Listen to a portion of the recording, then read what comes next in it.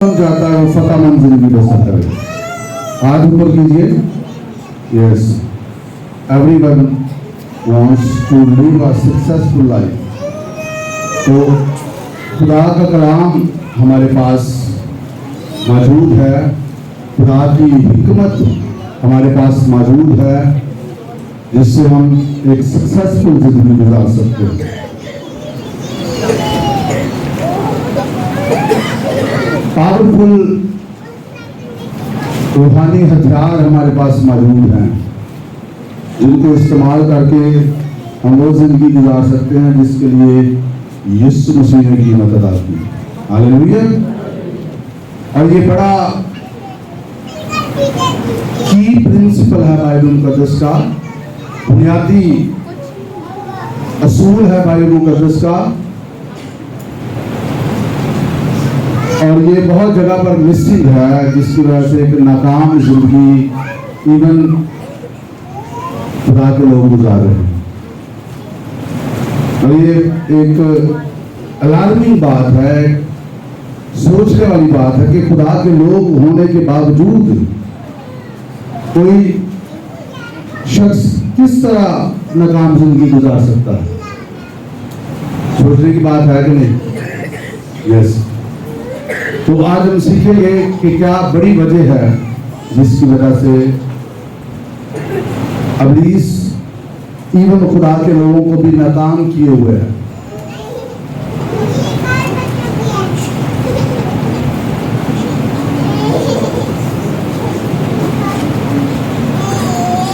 Bible मुकद्दस में से देखेंगे यूहन्ना का पहला खत, उसका 4वां बाब और उसकी 18वीं आयत। यूहन्ना का पहला खत 4वां बाब और उसकी 18वीं आयत।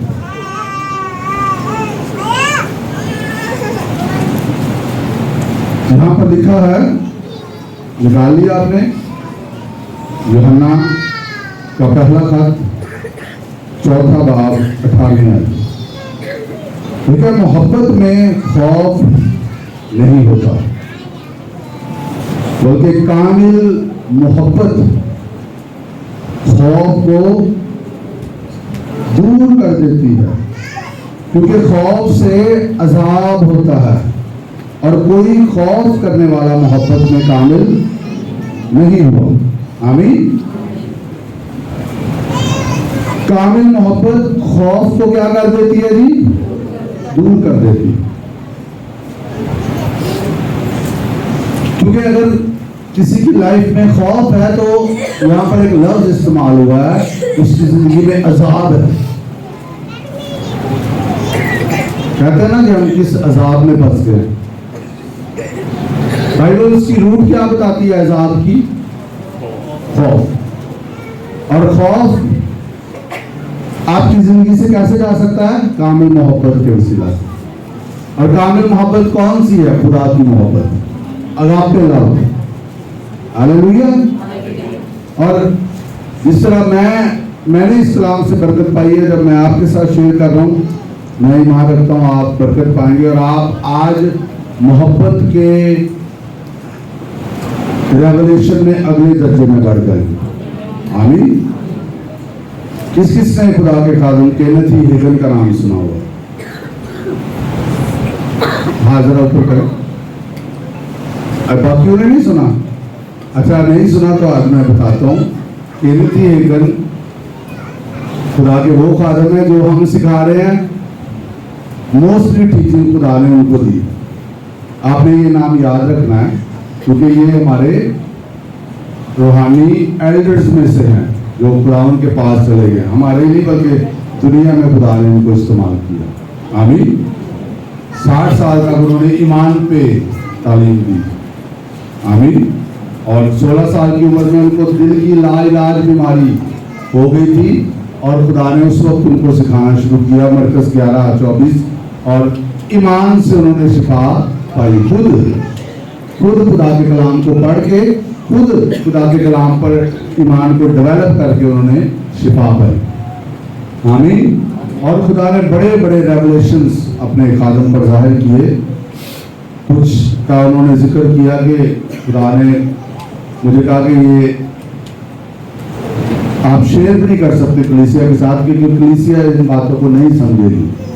कुछ ऐसी गहरी रूहानी बातें होती हैं जो कई कलीसिया के लोग, सब नहीं, वो उस लेवल पर नहीं होते, उनकी रूहानी उतनी समझ नहीं होती, वो समझने की बजाय उसको मिसअंडरस्टैंड कर जाते, गलत समझ जाते। जैसे मैं अक्सर यहाँ पर कहता हूँ कि ओबीडियंस जो है वो जरूरी है। अगर कोई ज्यादा दुआ नहीं भी करता तो अगर वो ओबीडियंट है तो वो ज्यादा रूहानी तरक्की कर देगा। अब कई लोग इस बात को समझ मिसअंडरस्टैंड कर सकते हैं कि इसका मतलब है कि दुआ ना करो। इसका मतलब ये नहीं है। इसका मतलब यह है कि ओबीडियंस पर जोर दिया गया है। दुआ किए बगैर तो ओबीडियंस आप कर नहीं सकते।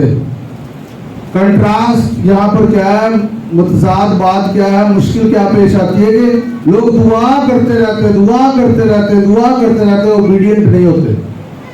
और उसके पीछे भी रूट ये है कि वो मौसर दुआ नहीं कर रहे होते, वो घंटे पूरे कर रहे होते। बस समझ रहे मेरी बात को? जब रूहानी समझ नहीं होती तो फिर चीजों को, जो रूहानी बातें होती हैं, उनको लोग मिसअंडरस्टैंड कर जाते हैं। तो ये रेवलेशन खुदा ने अपने खादम को दिया, जिससे मैंने बड़ी बरकत पाई। तो मेरे दिल में है कि आप भी इससे बरकत पाएं। वो है लव रेवलेशन। वो क्या है? लव रेवलेशन, डिफरेंट वे में।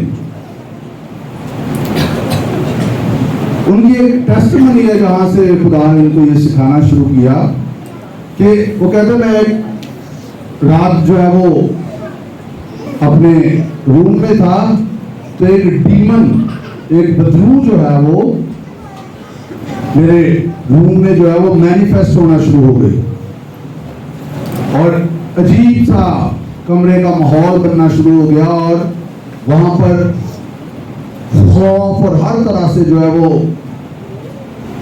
इस तरह के एटमॉस्फेयर उसने बना दिया। और कहते, मैंने जो जाहिर खुदा के खादम को क्या करना चाहिए, मैंने उसे यीशु मसीह के नाम में जाने का हुक्म दिया, वो नहीं गई। मैंने यीशु मसीह के खून को अप्लाई किया, वो नहीं गई। कहते, मैंने खुदा के कलाम के वादे बोलना शुरू किए कि जो मुझ में है वो उससे बड़ा है जो इस दुनिया में, वो जाए ना, वो बदरू जाए ना। तो कहते, खुदा ने मुझसे कलाम किया। उसी वक्त होली स्पिरिट ने मुझे कहा, गो डीपर, जरा गहराई में जा। और कहते, मुझे समझ आ गई कि खुदा मुझसे क्या कह रहा। क्योंकि कहते, मैं उस रात करंथियों 13वें बाब पर मेडिटेट करता करता, दुआ, रूम में दुआ करता करता जो है वो वक्त गुजार रहा था। और मैं जहां पर लिखा, मोहब्बत साबर है, मेहरबान है, हसद नहीं करती, शेखी नहीं मारती, भूलती नहीं, नाजेबा काम नहीं करती, अपनी बेहतरी नहीं चाहती। और कहते, मैं अपने दिल को मैंने सॉफ्ट किया हुआ था कि खुदावंद, मेरे अंदर तो कुछ ऐसा नहीं है, कोई नामाफी तो नहीं है, कोई कड़वाहट तो नहीं है, कुछ भी नेगेटिविटी तो नहीं है, मुझे चेक कर। और खुदा के रूह ने उनको ये कायल किया कि वो क्लियर है। तो कहते, उसके बाद जब ये डीमन वहां पर आई तो खुदा ने जब मुझे कहा कि गो डीपर, तो कहते, मैंने कुछ नहीं किया, मैंने अपनी आंखें बंद की और मैंने वो अल्फाज लिखे हुए हैं जो उन्होंने बोले। उन्होंने कहा, मैंने अपनी आंखें बंद की और मैंने कहा, बाप, मैं हर उस शख्स को माफ करता हूं जिसने मेरे साथ गलत किया। मैं उन्हें बरकत देता हूं जिन्होंने मुझ पर लानत की। मैं उनसे प्यार करता हूं और मैं उनको आजाद करता हूं। मैं वैसे ही मोहब्बत में चलता हूं जैसे मसीह मोहब्बत में चलता। कहते, मैंने ये अपने ऊंची नहीं, कोई शोर मचाकर नहीं, अपने अंदर ही मैंने ये दुआ की और वो स्पिरिट चली गई। हालेलुया। कई दफा इसका मतलब ये नहीं यीशु नाम में पावर नहीं है, इसका मतलब ये नहीं है लहू में पावर नहीं है, इसका मतलब ये नहीं कि आपने कलाम को इस्तेमाल नहीं करना, लेकिन मोहब्बत बुनियाद है, याद रखिए। क्यों कई दफा नाम हमारे लिए काम नहीं करता, क्यों कई दफा यीशु का लहू हमारे लिए काम नहीं करता, क्यों कई दफा कलाम हमारे लिए काम नहीं करता? क्योंकि बुनियाद कमजोर है, बुनियाद ही नहीं। लेकिन ईमान मोहब्बत की राह से असर करता है। Love works by faith, faith works by love, आमीन। Faith works by love. अगर बुनियाद दुरुस्त है तो फिर सारा काम होगा। और ये वो माहौल है, मोहब्बत वो माहौल है जहां पर इब्लीस आपकी जिंदगी में कामयाब नहीं हो सकता। आमीन। मोहब्बत का माहौल हमने अपने इर्द गिर्द अंदर क्रिएट करना है जहां पर इब्लीस आपकी जिंदगी में काम नहीं कर सकेगा। फिर ईमान भी काम करेगा, फिर यीशु नाम भी काम करेगा, फिर जो आप स्क्रिप्चर बोल रहे हैं वो भी काम करेंगे। इब्लीस का भी एक माहौल है, बदरूहों का भी एक माहौल है। पता है उसके लिए, उसके माहौल में उसको क्या कुछ चाहिए? नफरत, खौफ, कड़वाहट, नाराजगियां। ये एक एटमॉस्फेयर है, ये एक माहौल है। और इस माहौल में कौन रहता है? इब्लीस। और जब हम इन चीजों को अलाउ करते हैं, जब हम इन चीजों को, नफरत को, खौफ को, कड़वाहट को, नाराजगियों को, एंगर को, गुस्से को अलाउ करते हैं, तो हम इब्लीस के माहौल में शिफ्ट हो जाते हैं। और फिर वहां पर इब्लीस को लीगल एक्सेस मिल जाती है, उसको एक रास्ता मिल जाता है कानूनी तौर पर कि वो आपकी जिंदगी में काम करे, और फिर वो आपको नाकाम रखता है। समझ आई आपको इस बात? यही बात है इस पूरे मैसेज में जितनी हमने बात करनी।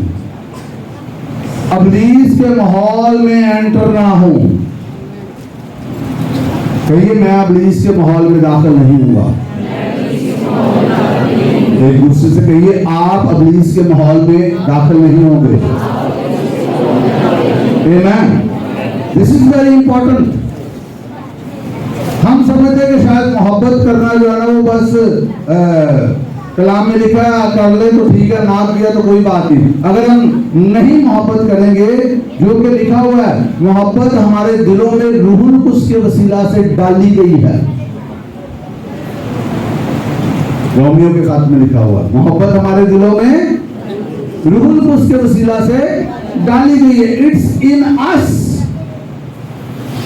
और ईमानदार होते हुए हम इसको इग्नोर नहीं कर सकते। इनफैक्ट खुदा ने इंसान को बनाया ही इसलिए है कि वो मोहब्बत के माहौल में रहे और वो मोहब्बत करे। यीशु मसीह ने क्या कहा यूहन्ना की मार्फत अंजीली बयान में 13वें बाब की 35वीं आयत में लिखा है, बल्कि 34वें आयत में लिखा है, मैं तुम्हें एक नया हुक्म देता हूं कि एक दूसरे से मोहब्बत रखो, जैसे मैंने तुमसे मोहब्बत रखी, तुम भी एक दूसरे से मोहब्बत रखो। अगर आपस में मोहब्बत रखोगे तो इससे सब जानेंगे कि तुम मेरे शागिर्द हो। अगर आपस में मोहब्बत रखोगे तो इससे कौन जानेगा? कौन जानेगा? सब में कौन आ जाता? थोड़ा सा गौर करें, सब में कौन कौन आ जाता? दुश्मन भी आ जाता है। हालेलुया। उसको भी पता चल जाता है। मोहब्बत, लव इज वॉरफेयर। मोहब्बत का हथियार रूहानी जंग है। आमीन। और ये ना फेल होने वाला हथियार है। देखा हुआ, लव नेवर फेल्स। मोहब्बत कभी नाकाम नहीं होती। हालेलुया। इसलिए लेकर नेकी के जरिए से बली पर गालिब आओ। तारीकी पर तारीकी के जरिए से आप गालिब नहीं आ सकते। तारीकी पर गालिब आने के लिए लाजम है कि आपको नूर चाहिए। हालेलुया। सो इसलिए आप किसी भी तरह इब्लीस को ये माहौल नहीं देंगे। और याद रखें, लव भी एक एटमॉस्फेयर है, मोहब्बत भी एक माहौल है। जैसे एक बदबूदार माहौल होता है और एक खुशबूदार माहौल होता है। आप किसी गंदे नाले के पास जाएं तो उसके इर्द गिर्द का माहौल कैसा है? हाँ जी, बदबूदार है। और अगर आप किसी परफ्यूम की शॉप पर चले जाएं या कहीं ऐसी जगह गार्डन में चले जाएं जहां पर फूल खिले हुए हैं, तो वो कौन सा माहौल है? खुशबूदार माहौल। नफरत, कड़वाहट, गुस्सा, नाराजगियां जो अगर किसी के दिल में है, नामाफियां, तो वो एक बदबूदार माहौल के में आ रहा है, चाहे उसकी कुछ भी वजह हो।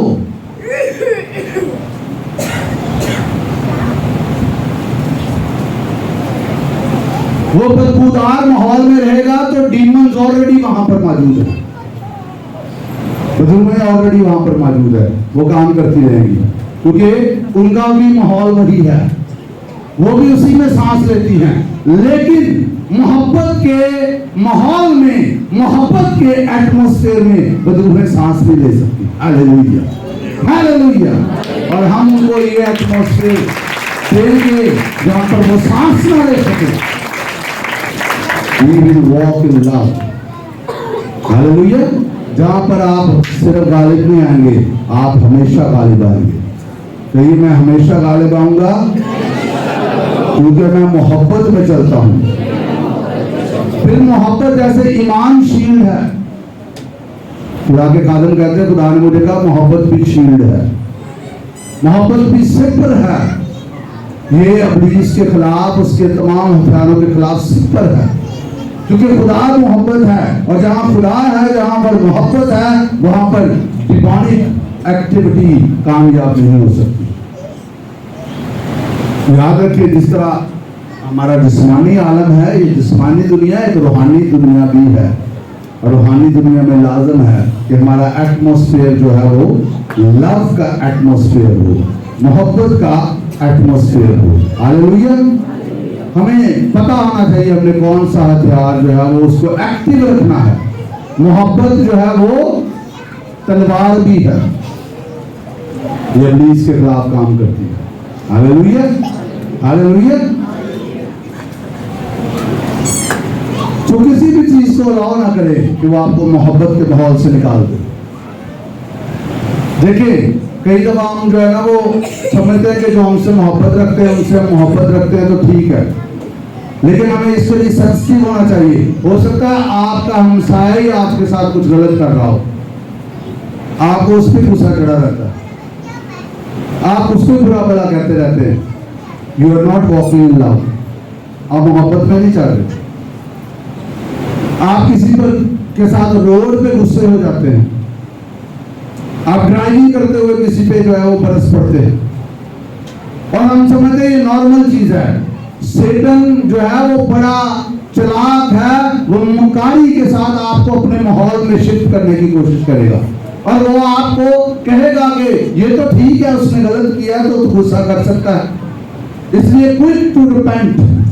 अगर आपसे गलती हो जाए फौरन ये मत कहना शुरू कर दे कि ठीक है उसने किया तो मैंने गुस्सा कर लिया, मैंने उसको बुरा भला कह लिया तो क्या हुआ है, ये आपके लिए नुकसानदेह है। इब्लीस आपको अपने माहौल में खींचना चाहता है क्योंकि वो आपको अपनी गिरफ्त में रखना चाहता है, वो आपको नाकाम रखना चाहता है। जबकि यीशु मसीह ने सलीब पर बड़ा इजहार करके बता दिया कि मोहब्बत वो माहौल है जहां पर इंसान को खुदा ने बचाया है, और मोहब्बत ही वो माहौल है जहां पर इंसान बचा रह सकता है। लेट्स नॉट अलाउ एनीथिंग, किसी भी चीज को इजाजत ना दे कि आपको इस माहौल से बाहर जाने में। आपको समझ आ रही है? हाथ हिला के मुझे बताएं किस किस को समझ आ रही है, और दुआ साथ साथ करते थे खुदाऊं ये एक और मैसेज ना हो, because I am not standing here. मैं यहाँ पर इसलिए नहीं खड़ा मैं आपको एक और मैसेज सुनाऊं आज। मैं आपको इसलिए खड़ा हूं कि इस कलाम में मेरे अंदर जो मोहब्बत का रेवलेशन है उसको और इंक्रीज कर दिया, और यही मैं आप तक पहुंचा रहा हूं। और मेरी ये दुआ है कि अभी आज हमारे मोहब्बत के लेवल्स, हमारी मोहब्बत की अंडरस्टैंडिंग, हमारा मोहब्बत का रेवलेशन इंक्रीज हो जाए। हो रहा है, कहिए मेरे अंदर मोहब्बत का रेवलेशन बढ़ रहा है, मेरे अंदर मोहब्बत की समझ बढ़ रही है। हालेलुया। क्योंकि ये वो जगह है, ये वो माहौल है जहां पर इब्लीस आपको हरा नहीं सकेगा। और आप थोड़ा सा सेंसिटिव होके देखेंगे कितना हर रोज वो हमें इसमें से निकालता है कि नहीं निकालता। घर में हम जो है वो मोहब्बत से बाहर निकल जाते हैं, बाहर तो जाने की जरूरत ही नहीं पड़ती, घर में वो हमें छोटी छोटी चीजों में उलझा के मोहब्बत से निकाल देता है। और हम दुआ कर रहे होते हैं, हम कलाम पढ़ रहे होते हैं, और हम सेटिस्फाई बैठे होते हैं कि मैं तो ठीक जा रहा हूं, मैं तो ठीक जा रही हूं। वो आपको डिसीव कर रहा है। सो बी वेरी केयरफुल। हर सुबह जब आप उठे तो आपको ये इकरार करना, खुदा मैं इन एडवांस ही ये इकरार करता हूं, जो भी मेरे साथ कोई बुरा करेगा मैं पहले ही माफ करता हूं उसे। मैं आज मोहब्बत में चलूंगा, मैं नाराजगी को इजाजत नहीं दूंगा। लेकिन ठोकरों का लगना जरूर है, लेकिन जो मोहब्बत में चलता है वो ठोकर नहीं खाता। आमीन। ठोकरें आएंगी, ऑफेंसेस आएंगे, नाराजगियां आएंगी, गलत होगा, सब कुछ आपके अगेंस्ट होगा। लेकिन जब आपको पता आपकी शील्ड क्या है, आपकी ग्राउंड क्या है, आपका माहौल क्या है, आपको कहां सही सांस मिलती है, आपको कहां सही एनर्जी मिलती है, तो आप उस माहौल को नहीं छोड़ेंगे जो मर्जी हो जाए। हालेलुया। तो फिर आप जब उस माहौल में रहेंगे आप कामयाब रहेंगे।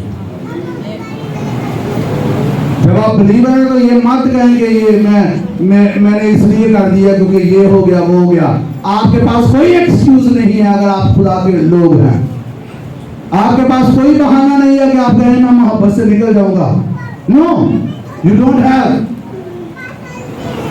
निकल जाएंगे तो फिर नाकाम जिंदगी गुजारते रहे, आपके नुकसान होना। और आप अपने आप को दिलासा देते रहे मैं तो ठीक हूँ, मेरा तो नाराज होना बनता है, मेरे साथ तो ये हो गया, मेरे साथ तो वो हो गया। Okay, do it. नाकाम जिंदगी गुजारे, पहले भी गुजारे और भी गुजारे, शाबाश। सारी जिंदगी गुजार के चले जाए। किसको फायदा होगा? शैतान को फायदा होगा। किसको नुकसान होगा? आपको नुकसान होगा। और जो बड़ी कीमत यीशु ने आपके लिए अदा की है, आप उसको, उसकी बरकत को मिस करते रहेंगे। क्यों? तो क्या कीमत अदा नहीं हुई? नहीं, क्योंकि आपने उस कलाम को नहीं कबूल किया। आपने अपने दिल को सख्त कर लिया। आपने कहा नहीं ठीक है, मैं तो वैसे ही चलूंगा, मैं तो एवरेज जिंदगी गुजारूंगा, भाई मेरे से नहीं होता। मैं तो जो मुझसे प्यार करेगा मैं करूंगा, जो नहीं करेगा मैं तो नहीं कर सकता, मैं तो नहीं कर सकती। तो फिर okay, very good, go ahead. गुजारते गए नाकाम जिंदगी, खोलते रहे इब्लीस के लिए दरवाजे। वो तो पहले ही मारना चाहता है, चुराना चाहता है, फाड़ना चाहता है। पर ये सादा प्रिंसिपल है। सादा है कि नहीं? लेकिन जब इससे पर्दा हट जाए तो फिर ये सादा नहीं रहेगा, ये पावरफुल बन जाएगा। और मेरी ये दिली दुआ है अपने लिए भी और आपके लिए भी कि आज से ही हम इस रेवलेशन में डीप होते चले जाएंगे। हालेलुया। और हम एक ऐसे एटमॉस्फेयर में रहेंगे जहां इब्लीस के लिए माहौल हो जाएगा आना, उसके लिए सांस लेना माहौल हो जाएगा। आइए हम अपने अंदर का माहौल ऐसा क्रिएट करें। आइए हम अपने घर का माहौल ऐसा क्रिएट करें। आइए हम अपने अराउंड ऐसा माहौल क्रिएट करें, जहां पर भी हम हों ये माहौल हम क्रिएट करें। द लव एटमॉस्फेयर, मोहब्बत का माहौल। हालेलुया। ये मुमकिन है, ये हमने नहीं करना, ऑलरेडी हमारे दिल में खुदा की मोहब्बत मौजूद है।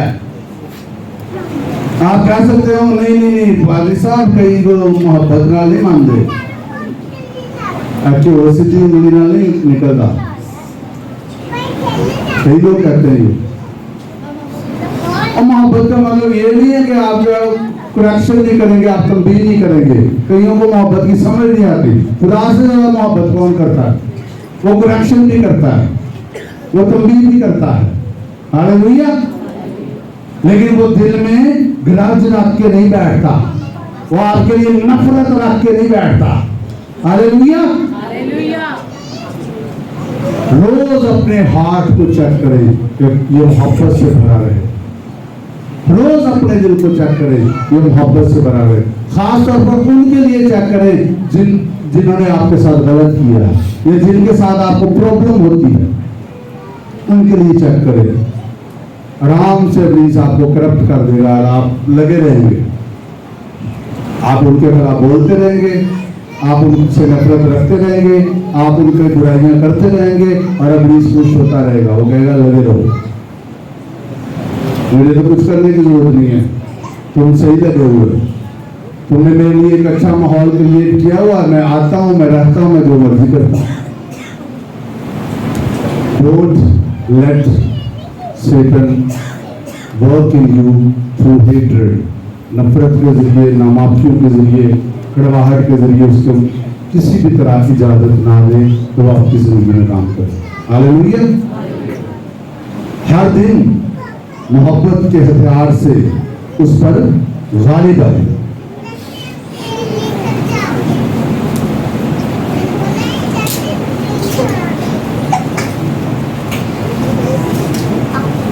जहन्नम जिस चीज से खौफजदा है, बदरूही जिस चीज से खौफजदा है, सबसे ज्यादा आपको पता किससे खौफजदा है? उस शख्स से जो मोहब्बत में चलता है। यीशु मसीह जमीन पर मोहब्बत में चलने वाले शख्स से क्या इब्लीस उन पे गालिब आया? क्या बीमारियां उन पे गालिब आई? क्या बदरूहें उन पर गालिब आई? क्या जादूगर उन पर गालिब आए? क्या हालात उन पर गालिब आए? नो, बिकॉज वो मोहब्बत के माहौल में रहते थे। जहां जहां वो जाते थे वो एक एटमॉस्फेयर कैरी करते थे, and that was the love atmosphere. Hallelujah. Yeshu के अल्फाज भी सब थे, ऐसे थे, ये सफेदी पिरी हुई कब्रें हैं, रियाकारों, फकीर और फरीसियों, उससे अल्फाज सब थे। वो तंबीह करते थे, वो गुनाह को कंडेम करते थे, लेकिन उनके दिल में मोहब्बत थी। सलीब पर उन्होंने कहा आप इनको माफ कर, क्योंकि नहीं जानते कि क्या करते, क्योंकि इब्ने आदम खोए हुओं को ढूंढने और निजात देने आया। वो हलाक करने नहीं, बचाने आया है। खुदा ने दुनिया से ऐसी मोहब्बत रखी कि उसने अपना इकलौता बेटा बख्श दिया।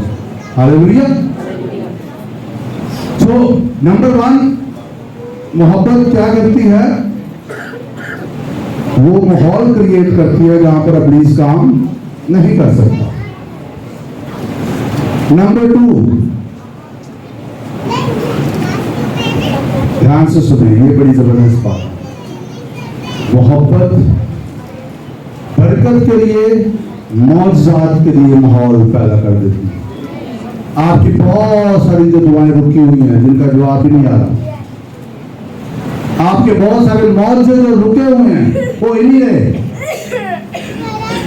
जब हम मोहब्बत में चलना शुरू हो जाएंगे, वो होना शुरू हो जाएगा। क्योंकि मोहब्बत सिर्फ इब्लीस को दूर नहीं करती, मोहब्बत मिरेकल्स के माहौल को क्रिएट कर देती है, मौजात का माहौल पैदा कर देती है। हालेलुया। तो यीशु मसीह की जिंदगी में मौजात होते थे? क्या यीशु मसीह की जिंदगी में कसरत थी? Yes, because the love was the atmosphere there. मोहब्बत वहां पर माहौल था। हालेलुया। किसी भी शख्स की रूहानी मैच्योरिटी इस बात में नहीं है कि उसके वसीला से कितने मौजे हो रहे हैं। किसी भी शख्स की रूहानी मैच्योरिटी इस बात में है वो कितना मोहब्बत में चलता है। अगर कोई कहता कि मैं रूहानी तौर पर बालिग हूं, रूहानी तौर पर बड़ा हूं, तो उसका निशान क्या है? बोलिए, मोहब्बत में चलना। आप कितने रूहानी तौर पर बालग हैं, मैच्योर हैं, मुझे आपको बताने की जरूरत नहीं है। अपने अंदर देखिए, आपके अंदर कितनी मोहब्बत है, आप कितना मोहब्बत को अलाउ कर रहे हैं कि वो आप में से बहे। कितनी मोहब्बत आप में से बह रही है दुश्मनों के लिए। इसलिए लिखा अपने दुश्मनों के लिए दुआ करो, जो तुम्हें सताए उनके लिए बरकत चाहो, जो कोई तेरे एक गाल पर तमाचा मारे दूसरा भी भेज दो। क्या है ये मोहब्बत का माहौल क्रिएट किया जा रहा है। Hallelujah, hallelujah. आपको किसी को भी और को बताने की जरूरत नहीं है कि आप मोहब्बत में चलते हैं कि नहीं चलते, आपको खुद पता है, आप अपने दिल में देखिए। और आज इस चीज को सेटल करके जाएंगे। हालेलुया। स्पिरिचुअल मैच्योरिटी का साइन क्या है? रूहानी बलूगत का निशान क्या है? बोलिए बुलंद आवाज से, मोहब्बत में चलना। क्या है जी? एक दूसरे से कहिए, मोहब्बत में चलना रूहानी बलूगत का साइन है। आमीन। और खुदा चाहता है रूहानी हो, हम बालिग हों, हम बच्चे ना रहे।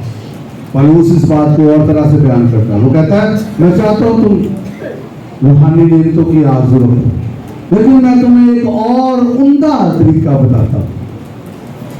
क्या कहता है वो? मैं तुम्हें एक और उम्दा तरीका बताता हूं। वो क्या है? मोहब्बत। वो क्या है? मोहब्बत। खुदा ने इंसान को तब्दील करने के लिए जो तरीका इस्तेमाल किया वो क्या है? क्या वो डरा के नहीं कर सकता? क्या वो गुस्से से नहीं कर सकता? सारा कुछ तो उसके पास, सारा कुछ तो है, लेकिन उसने जो बेस्ट वे है उसको अपनाया। और बेस्ट वे क्या है? Love. Love is the best way. Hallelujah. अगर आपने रूहानी इख्तियार को बेहतरीन तरीके से इस्तेमाल करना है तो फिर उसका साइन क्या है? Love. Love never fails. Hallelujah. इस दिन जब आप, इसलिए हर दिन, आज से हर दिन जब आप सुबह उठे, इससे पहले कि आप कुछ और करें, अपने लिए डिक्लेयर करना शुरू करें, क्योंकि लफ्जों में कुव्वत है। कहें मैं मोहब्बत में चलूंगा, मैं मुआफी में चलूंगा, मैं किसी चीज को इजाजत नहीं दूंगा कि वो मुझे नाराज करे, मैं किसी शख्स के हाथ में अपनी डोर नहीं दूंगा, मैं नफरत को, कड़वाहट को अपने अंदर नहीं रहने दूंगा, मेरा हार्ट क्लियर होगा, मैं कोई नेगेटिव रिकॉर्ड अपने अंदर नहीं रखूंगा। जितनी भी फाइलें नेगेटिव मेरे अंदर किसी के लिए, मैं आज उनको जला देता हूं। आमीन। मेरे अंदर अगर रहेगी तो सिर्फ मोहब्बत। मैं मोहब्बत के एटमॉस्फेयर में जिंदगी गुजारूंगा। हालेलुया। और अगर हम ऐसा करेंगे तो प्लीज नाकाम रहेगा और हम खुदा की बरकत के माहौल में हर दिन गुजारेंगे। खुदा इस कलाम के वसीला से मैं बरकत दे और हर दिन पता मन जिंदगी देगा। आइए अपने आप को बंद करें, दुआ करना शुरू करें। Thank you Lord Jesus. सबसे मेरी दुआ से दुआ करना शुरू करें। हालेलुया। अपने लिए दुआ